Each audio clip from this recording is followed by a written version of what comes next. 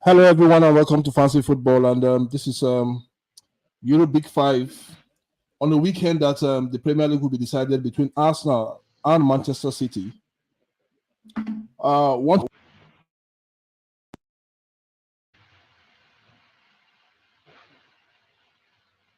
Roland, can you hear me, Roland?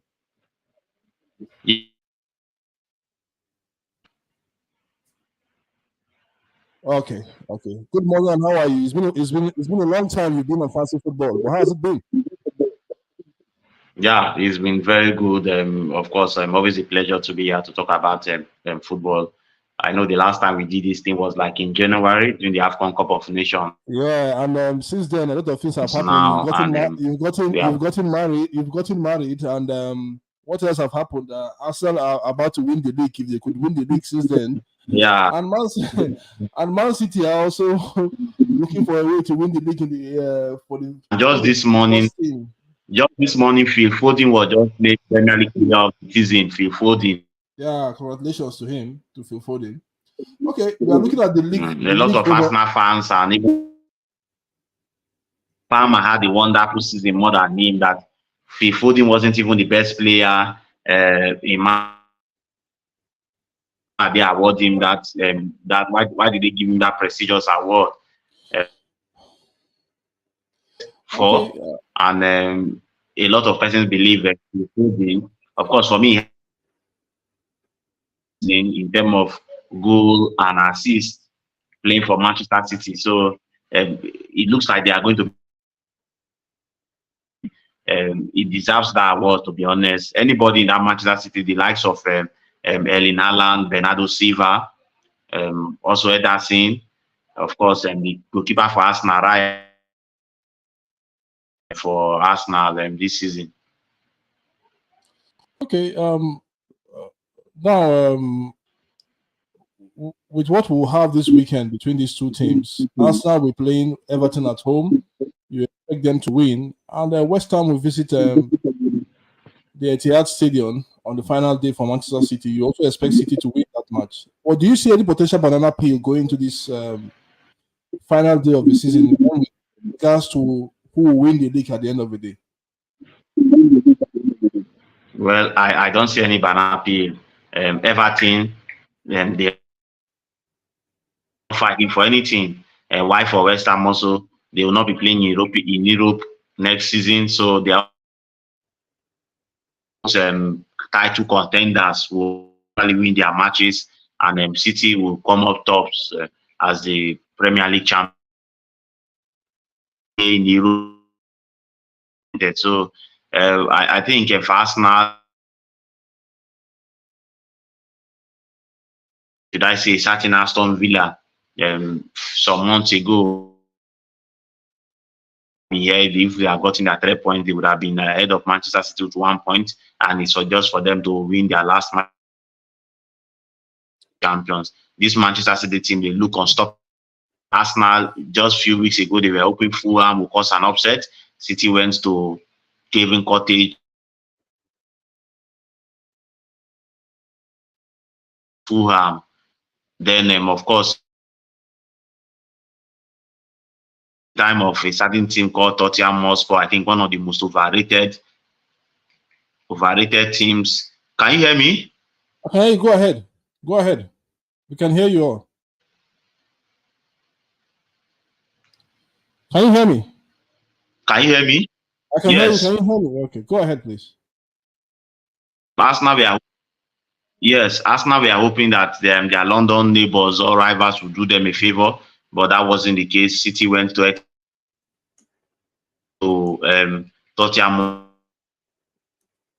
on that day. So with Son perhaps missing a chance that could have changed football for the other part of North London team and also for Manchester City. So I think Manchester City, they are prepared for.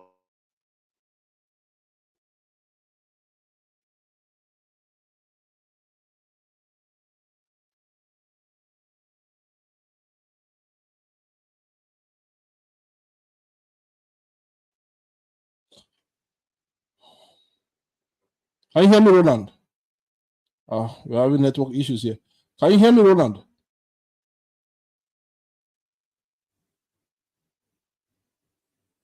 Can you hear me, Roland?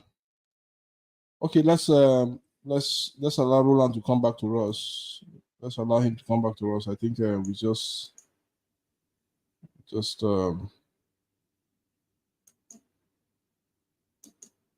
he will come back to us. Okay, if you are watching us now live, you can tell us what you think about the season-ending finale between Arsenal and Manchester United. Like you said, Manchester City. Sorry, like we said that Manchester City will be uh, hoping that it will be 4 times better because the first team to win the Premier League 4 times in a row. And for Arsenal, they want to win their first league title in 24 years. Yes, Arsenal had the chances. They were playing at home with Aston Villa, and they crumbled. And I think that was the stroke that broke the camel's back, or rather, that was the match that gave City the leeway to ensure that they can fight for the league till this time.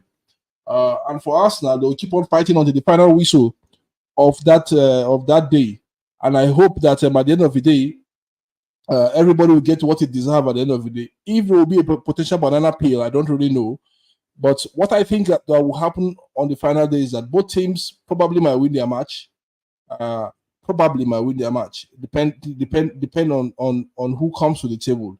Yes, Everton might still be a weaker team. West Ham might also look like a weaker team, but coming to the final day, there's always pressure, and the pressure is always there because you don't know what your opponent is doing on the other side of the country. Whether City are losing, whether Arsenal are winning, it depends on how both teams react to each other on the final day. And for me, if you ask me about my take on these two teams from the beginning of the season to this time, I just think that both teams have performed excellently well. Like I said before, if you look at some of the shows that I've had, I look at when there was a dip in form for Arsenal, there was also dip in form for City at any point in time in the season. Arsenal just lost one match against Aston Villa, and you can say, okay, this is an Aston Villa side that the likes of Chelsea have beaten home and away, Man United have beaten home and away, but it's still a team that is put in front of you, a team that is your opponent on the match day. You are expected to beat that team, whether we like it or not. I think that match, when Arteta and his team go back to review what have happened last season, that kind of match should not happen again if they are on a league run.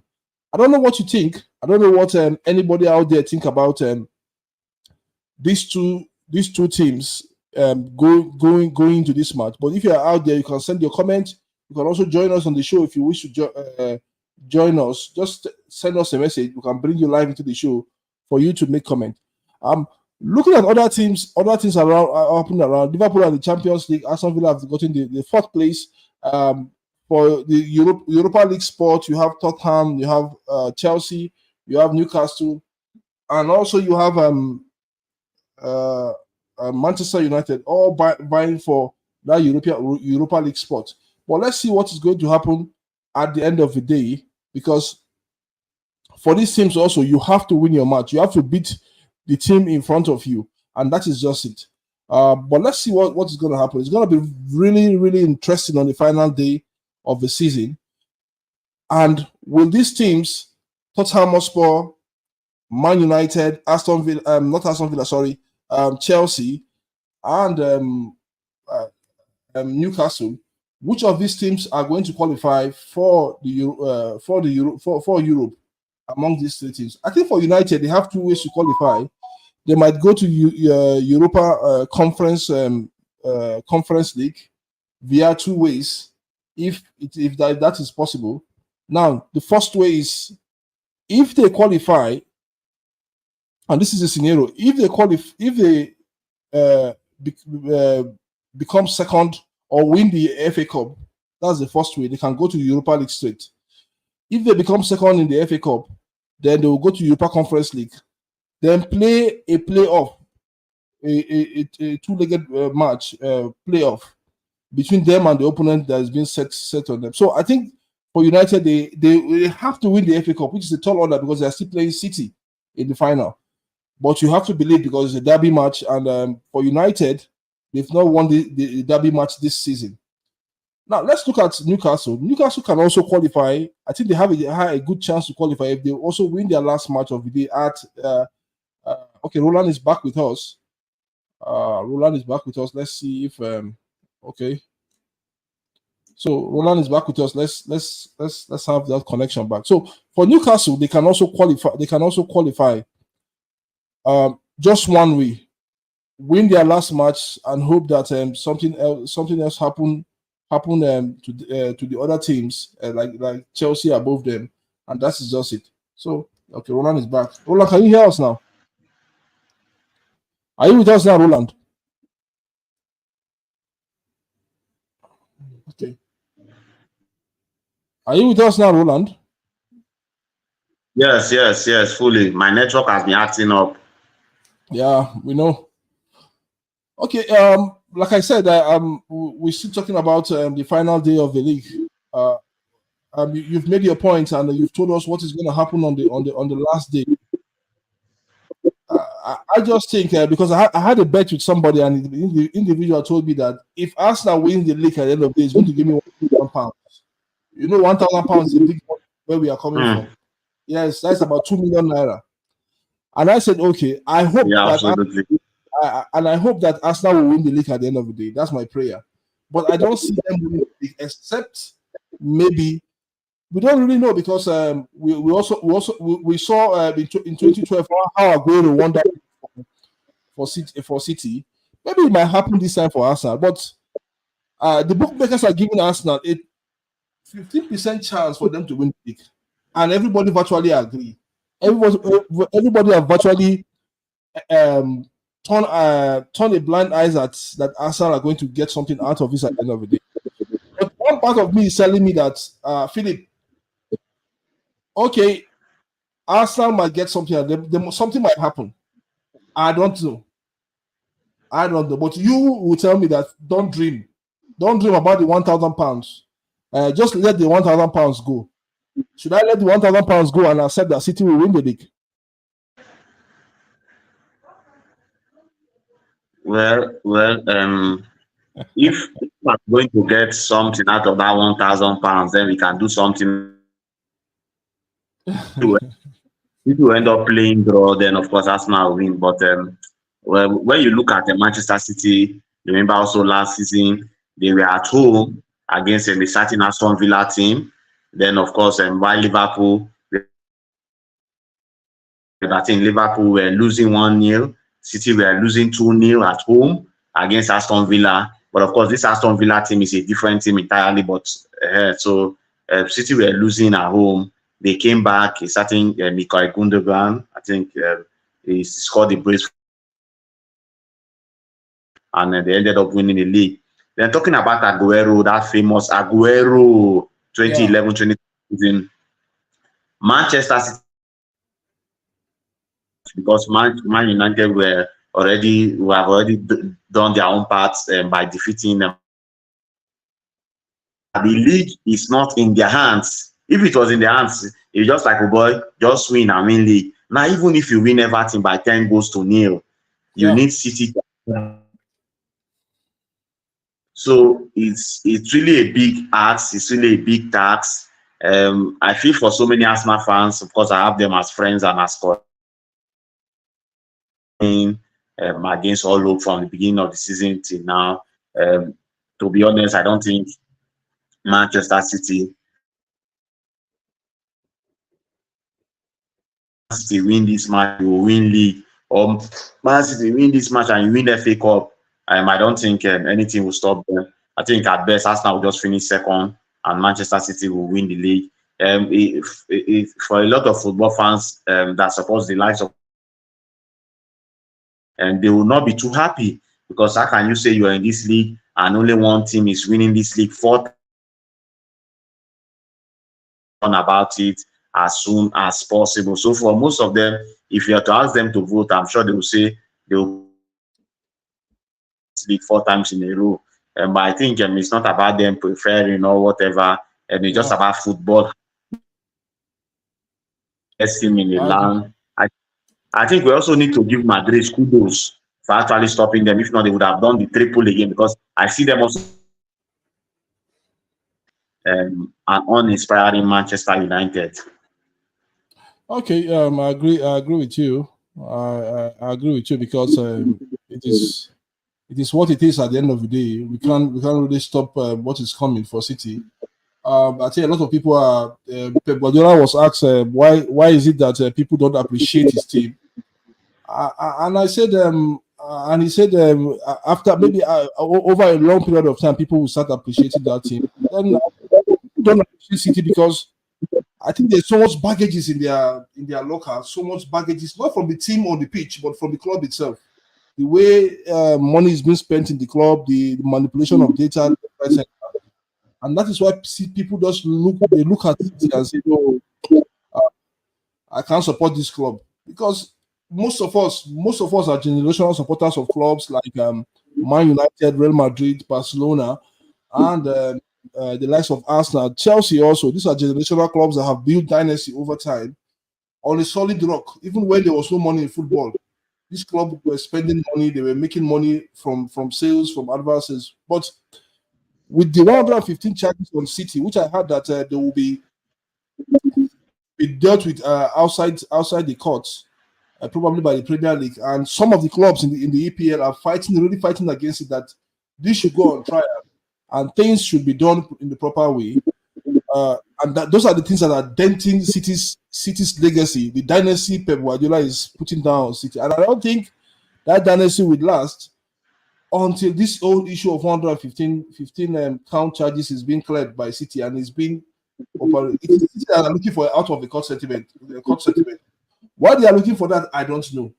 So I think I just think that that issue should go on trial. All the investigation should be done, and let's find out what are the nitty-gritty of it. Do you agree with me? Well, absolutely, you're spot on. Win a league, or if you want to win match, win it on clean slate, and there shouldn't be something behind it or something underneath it.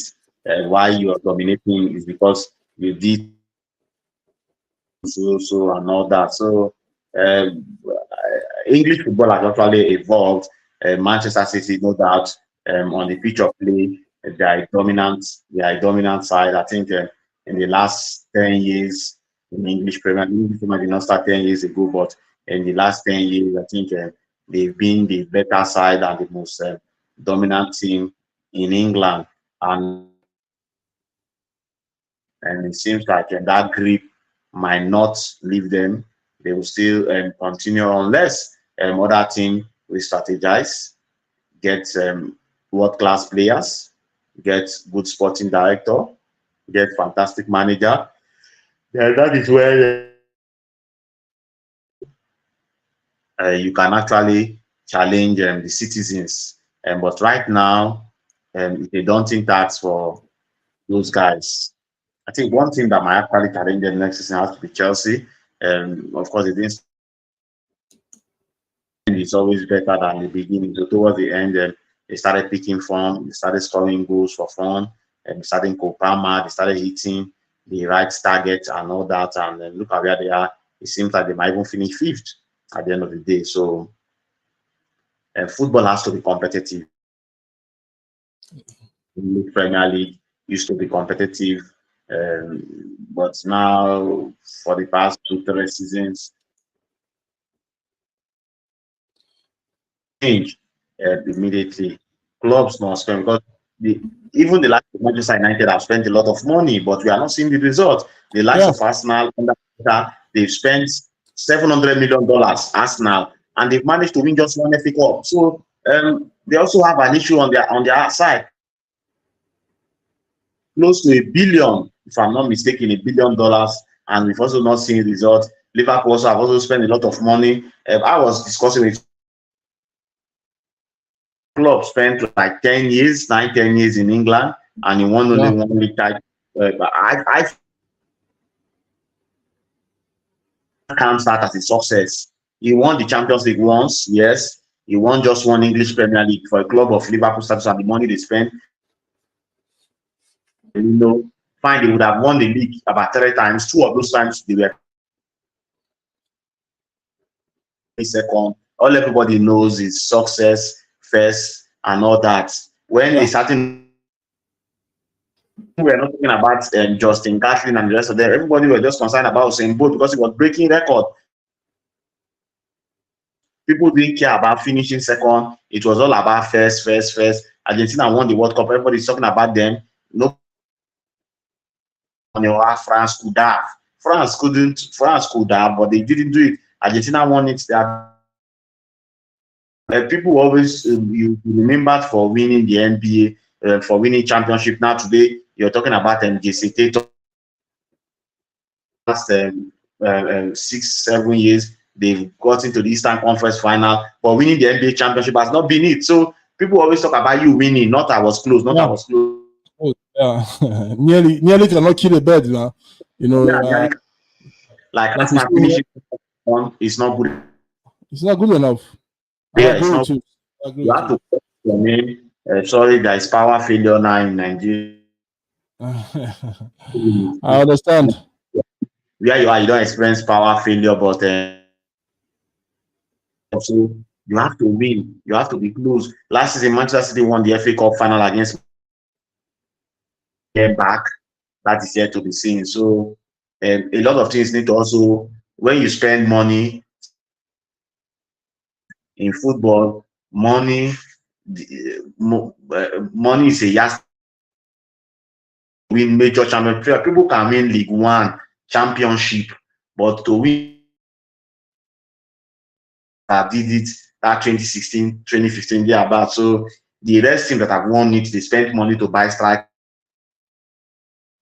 under Mourinho. They bought players. When Man United won it under Ferguson the last time. So to win these big leagues, you have to look at Madrid. They won the, if I'm not mistaken, but they have perhaps one of the most expensive players in that area. They are champions of La Liga. On the right players, Man United bought the likes of in the Champions League final with Dortmund. He couldn't click, issues with the coach and all that. Guardiola has not spent wrongly, and of course you can remember this to Barcelona that year. Even Grealish that he bought, not being. You talk about the Englishman working on the bench and he went to West Ham and all that. So get the acts together for you to challenge Man right and spend within the books, and that's what I believe. Then I'm also made to understand that whether in favor or against VRO, if I'm to speak, I personally I think VRO gone are those days when you score goal you just celebrate. But now if your VRO, whether is if VRO going to give this goal process of margins. So I VR should be taken away from English. But okay, technology, I didn't know that until the day before the goal at Santiago Bernabeu. We saw it with our, because they use goal line to review it, and goal line is saying the ball did not enter. They have VRO. Premier League. I think the goal line on that day did not work. It wasn't working on that day. Permit me to say the goal line technology apparently wasn't working, and that I thought the match officials that were in that match, if they knew that it wasn't working, the buzzer wasn't working, they could have fixed it so that things went in the right direction. But be as it may be, VAR, I think the way the English offside rule and other decision has been taken, there are emotions. If you watch some of my videos, you would know. So there are emotions attached to it from the officials, and somebody can come here and correct me if he or she wants.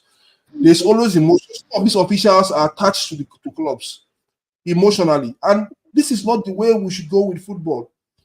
Football means if you're officiating a match between X and Y, and you're officiating X and Y, on that day you stand you a neutral person. You have to become neutral, and this is what we have seen time and time again in England. That most of these managers, most of these referees, are affiliated to clubs. They emotionally and psychologically they put themselves into these clubs. But it has to stop. It has to stop from virtually every angle. It has to stop. If you're an official and you're supporting Newcastle, you have to ensure that on the day you are short. For me, once you're a supporter of Newcastle, it is being known clearly. You should be taking off that match. You should tell the, the PGOM, PGO, I cannot officiate this match because of my affiliation with this club. Please get another person to come and officiate this match and be the other match. It is simple and short. Some referees in England do it, but some refuse to do it. I don't just understand. They feel like they'll say people at the end of the day. But what we have seen is that what we have seen over time is that these referees are still emotionally attached to this club. Yeah, absolutely. Let me just talk about the VRO. When we watch the pundits, football fans the world over, they were all commending the VRO officials in this last African Cup of Nations in Cote d'Ivoire expertly, like pro, like experts. You can the Premier League officials or VR officials come to Africa and learn this thing? Mismanaging it, they can abuse attached to club. We know very well that also even in our NPFL, yeah, if you're from for instance Bayelsa, the Bayelsa United and anywhere, it's not done anywhere. Even if they know that you have affiliations, we know that there are things that used to go behind. The English officials are compromised, and they are human beings, right? So, like you rightly pointed out, if, for instance, everybody knew that I'm affiliated to Manchester United, even if I'm going to be a professional at the highest level, I will never have anything, even on my social media, I will never have anything to do. So, it's just like you being a non, and you're seeing favoring one particular and the other, or you're seeing affiliating yourself. You should not even be parties. That is when people should be able to see your picture. You should not even be seen with a chairman of.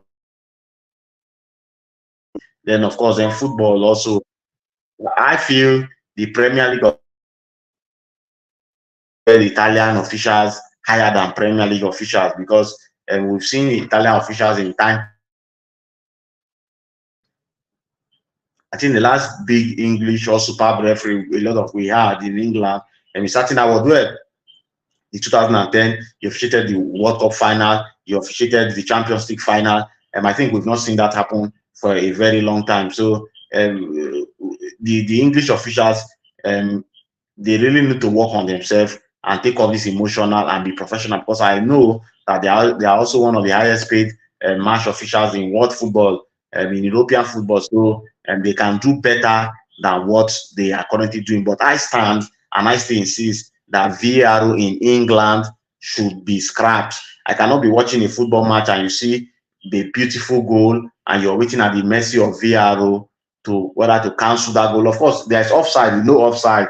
If there is offside, since there was no VAR, we know that there is to be offside and there is to be penalty. You see penalty, referee will give penalty. But of course, the VAR seems to have changed everything because it's called video assistant referee and it is still handled by also human beings, which they are also prone to error. You see most times they'll be speaking to the center referee. It's not machine speaking to them, it is human being. The video assistant referee telling them, my guy, come and check this thing. I think this thing is a penalty or this thing is a that, and we can't continue living at the mercy. It's good that